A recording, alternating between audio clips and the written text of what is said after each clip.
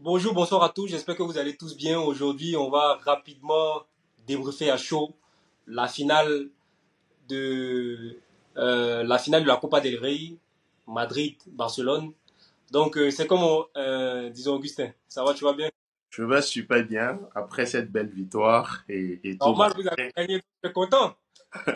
malgré les péripéties. En tout cas, je suis très très content, très très Péripétie. content. Qu'est-ce que tu veux dire par la péripétie? Les, Qu'est-ce que tu veux dire par là? les péripéties, et si tu me permets de pouvoir faire la minute arbitrage, d'être assez critique sur l'arbitrage, depuis 24 heures avant ce match, on a vu au fait un, une vraie pression de la part du Real Madrid, de la direction du Real Madrid vis-à-vis de l'arbitre. Une vidéo de 6 minutes est sortie vis-à-vis de l'arbitre pour critiquer l'arbitre. Et ce soir, on le voit clairement que tout ce qui a été fait a joué sévèrement sur l'arbitre dans la prise de décision. Le Real rentre seulement à la mi-temps à 1-0. Nous tous, on est d'accord, tous les journalistes, les commentateurs sont d'accord que cette équipe du Real ne devrait pas entrer à la mi-temps seulement avec un but de différence, un but à rattraper. Minimum, il devrait avoir un carton rouge sur Chouameni qui a été oublié, un penalty qui a été oublié, ne serait-ce qu'en première période. N'en parlons même pas de la deuxième période. C'est encore pire au fait. C'est encore pire et ce scénario a tout simplement été alimenté par un monsieur, Florentino Pérez. Il a eu ce qu'il a toujours, il a eu au fait le résultat qu'il a toujours voulu depuis le début de cette rencontre, depuis les dernières 24 heures. C'est semer au maximum le doute dans la tête de cet Non, arbitre et c'est ce qu'il non, a mais fait. Et de chaque décision, comment attention. la VAR ne revient pas sur la décision, ne revient pas pour voir tout au moins l'image sur le tag de Chouameni. Non, non, non, non, mais pour t'apporter un peu la contradiction, c'est que est-ce que aussi un match de football, c'est avant le match, pendant le match et après le match? Est-ce que c'est pas ça un match de football aussi? Un match de football, c'est un On tout. essaie de trouver tous les leviers pour pouvoir gagner le match, même avant le match. Voilà, c'est un tout. C'est un tout, au fait.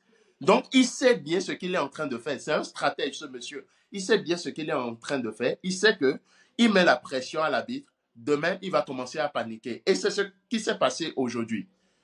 C'est ce qui s'est passé. Et on voit un arbitre paniquer, tous les arbitres. Que ce soit à la VAR, normalement, ils doivent revenir sur certaines décisions. Ça n'a pas été revu. Des pénaltys oubliés. Non, c'est pas possible.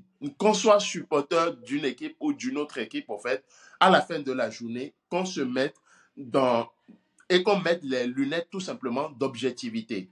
Et Non, non, mais, Florentino Pérez, non, non, non, ça, non, c'est pas possible.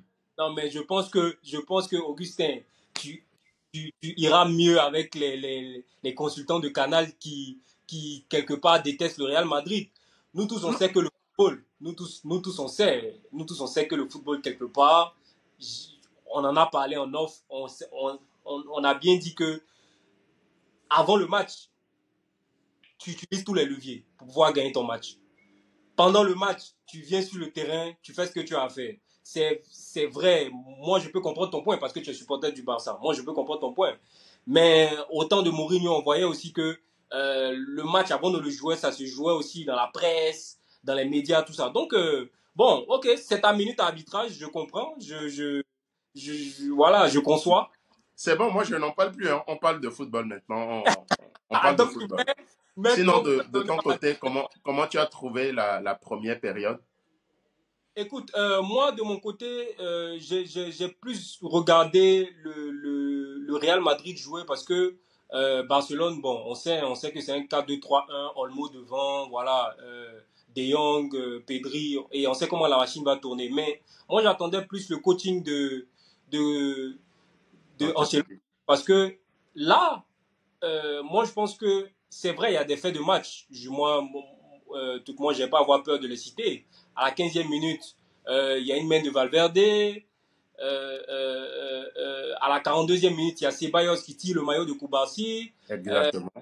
À la 94e minute, il y a Rudiger qui tape le pied de Ferran. Bon, ça, c'est des faits de match qui peuvent arriver. Ça, c'est les détails.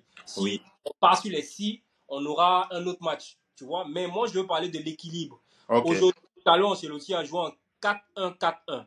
Et si tu regardes bien, tu verras que Tchouaméni, Bellingham et Valverde au milieu, c'était un marquage individuel. On voyait simplement que quand on déclenchait, par exemple, genre les phases de construction au niveau du Barça, on voyait que Tchouaméni ne laissait pas d'un iota Olmo, et on voyait aussi que Bellingham était sur Pedri, et on voyait aussi que Valverde était euh, Ouais. déjà sur De Jong. Donc on voyait déjà que vraiment Ancelotti a quitté son 4-4-2 qui pour lui c'est l'apanage, c'est l'équilibre défensif, et qui est revenu à un 4-1-4-1 plus raisonnable. Et on a vu une équipe du Real très équilibrée, moi je pense, Mhm. et qui a causé un tout petit peu de tort disons au Barça. Toi, qu'est-ce que tu en penses? En fait, la première période, en fait, le Real a été inexistant dans le sens où, en fait, j'avais comme l'impression que c'était une équipe qui ne savait pas quoi faire sur le terrain. Certes, il y a certaines individualités qui se sont démarquées et honnêtement, durant toute cette rencontre, au fait, bah, chapeau à Bellingham, chapeau vraiment à ce bonhomme, au fait. Parce que en première période, aucun joueur du Real Madrid n'était au rendez-vous. Si on prend juste la première période, je ne parle pas de l'ensemble du match, je prends juste la première période, aucun joueur Non, du... mais je ne vais pas te laisser dire ça aussi. Je ne vais pas te laisser dire ça. Genre, je dis qu'il y a quand même Ceballos qui, dans son rôle, je dis ingrat, qui était sur le côté, a quand même cherché les fautes intelligentes, a quand même essayé de garder le ballon. On savait que du côté technique, face à Barcelone, on savait que ça allait être compliqué. Tu vois, on savait. Je comprends tout à fait, mais en fait, ce que je disais, au fait, par rapport à l'animation d'entrée de jeu sur cette première période-là, au fait, l'animation était plus, je vais dire quoi, un 4-4-2 façon à plat. Et ce qui amenait Ceballos à être sur un côté gauche, au fait. Tu vois un peu le truc. Et puis, Chouameni et puis Bellingham formaient une sorte de double pivot au milieu de terrain, ce qui n'arrangeait pas forcément le Real. Tu vas voir qu'en deuxième période, il y a eu un changement, surtout un changement de dispositif. Et il y a eu une nette amélioration dans le jeu. On voit un Bellingham qui a été beaucoup plus proche de l'attaque, qui essayait également de redescendre, d'animer le jeu, de pouvoir animer tout simplement le jeu, de distribuer également les ballons aux différents attaquants. Et c'est ce qui a vraiment fait la différence aujourd'hui, au fait. Et ce Real-là, au fait, on en avait discuté, que ce Real ne pouvait pas jouer dans un 4-3-3, n'avait pas la possibilité de jouer dans ce système-là. Et il y a de cela une semaine, on en discutait. Et puis, l'idée, c'était de revenir à un basique, à un 4-4-2, où tu sors l'un des trois de devant, à savoir Mbappé, Vini et Rodrigo. Aujourd'hui, en première période, il n'y avait pas Mbappé, ce qui fait que il y avait Vini et Rodrigo et un truc là, un Bellingham en 10, ce qui favorisait un tout petit peu certaines actions, certaines automatismes. Après, Rodrigo n'a pas du tout existé durant la première période et Ancelotti a réagi systématiquement derrière.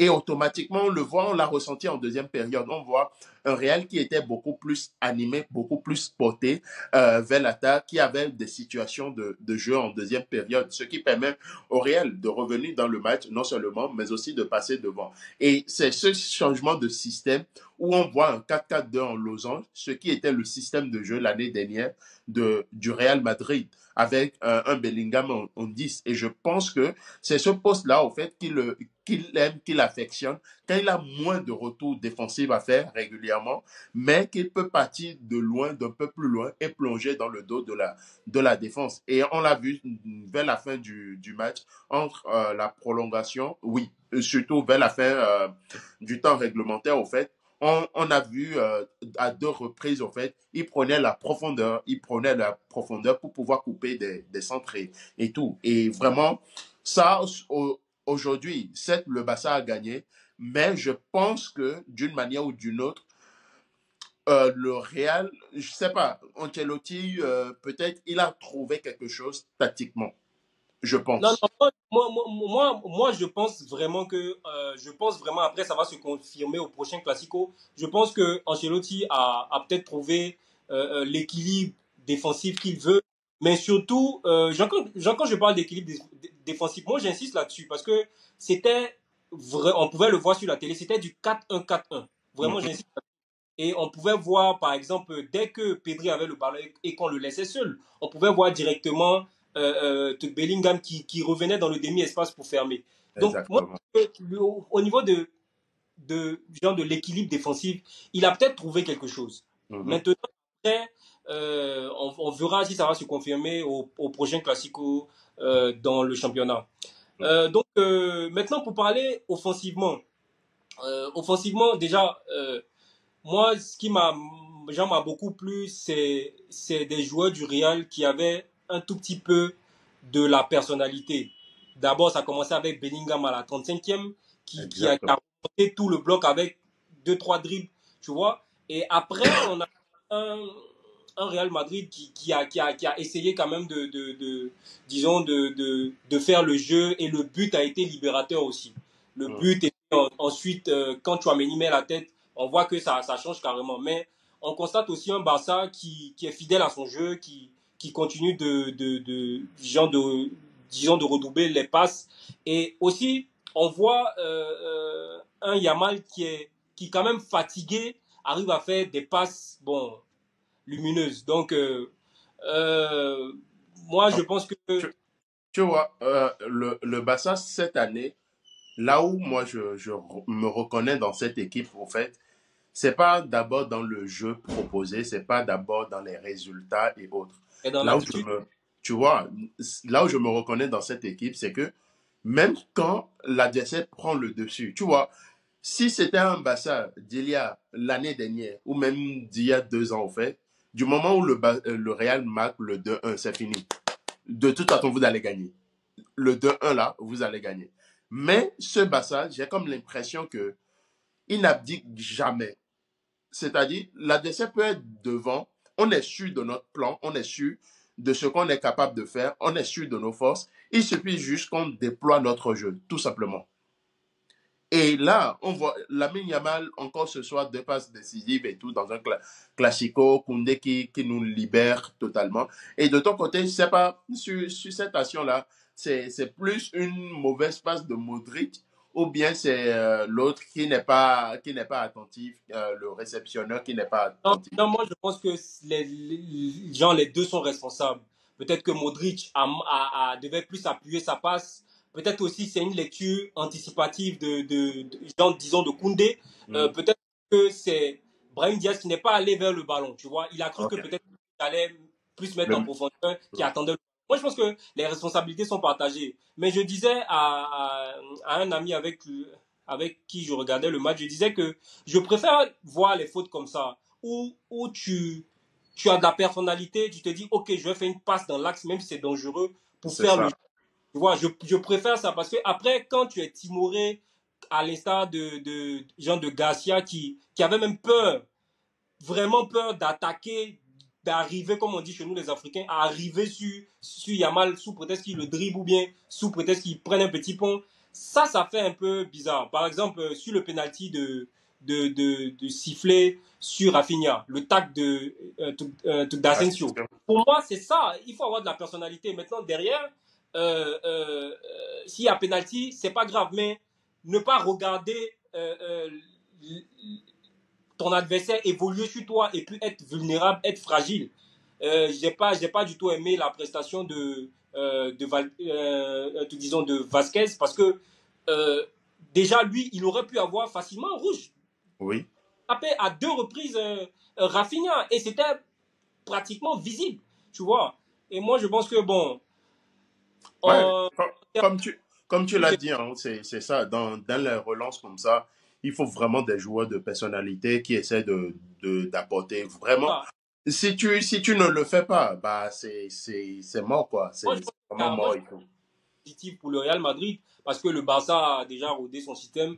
Je pense qu'il y a deux notes positives pour pour le Madrid, genre pour Real Madrid. C'est en premier lieu l'animation défensive, le 4-1-4-1, mais aussi cette personnalité-là à vouloir garder le ballon, à quid de le perdre, tu vois. Et ça, moi, je pense que c'est déjà bien. Si tu retrouves ça face au Barça, c'est-à-dire que tu peux espérer quelque chose.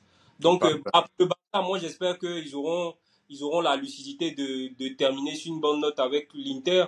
Parce que ça aussi, c'est un gros match qui arrive mercredi. Et on a senti Yamal, Pedri, éreinté, fatigué. Parce que l'accumulation des matchs, ça fait peut-être quoi, 2 semaines ou 3 semaines, il joue 2 fois, 3 fois par jour, c'est terrible. Donc, depuis le mois d'avril, depuis le début, je dis le début du mois, au fait, bah, je pense qu'on joue tous les 3 jours. Tous non, les 3 jours. Tous les non, 3 jours et tout. Donc, ça commence à peser. Et hum, voilà, pour ce match face à un truc là, comment on appelle? Face à l'Inter, déjà, Flick avait dit qu'il n'y aura pas de célébration, des trucs comme ça par rapport à la victoire. Si faut être victoire conscient. finit, voilà, il n'y a pas de célébration. Ça sera juste un petit dîner entre les joueurs pour se féliciter et après chacun pas se Non, mais reposer tout simplement. Donc ça sera un peu ça et tout. Donc c'est en tout bien. cas, si, Ok, si ça chauffe les gars, si ça chauffe les gars pour le mercredi, on pourra faire des débriefs ou même le mardi et tout. Si les gars nous le disent en commentaire et tout, on pourra faire un débrief s'ils sont d'accord. il n'y a pas de souci. En tout cas, n'hésitez pas à commenter, à partager, à donner votre avis sur ce match-là qui nous a tenus jusqu'au bout de la nuit. Merci Augustin pour ton temps. En tout Je cas, on t'en se prie. retrouve dans une prochaine vidéo, peut-être mardi ou mercredi, pour parler des matchs de la Ligue des Champions. À bientôt les gars. À bientôt.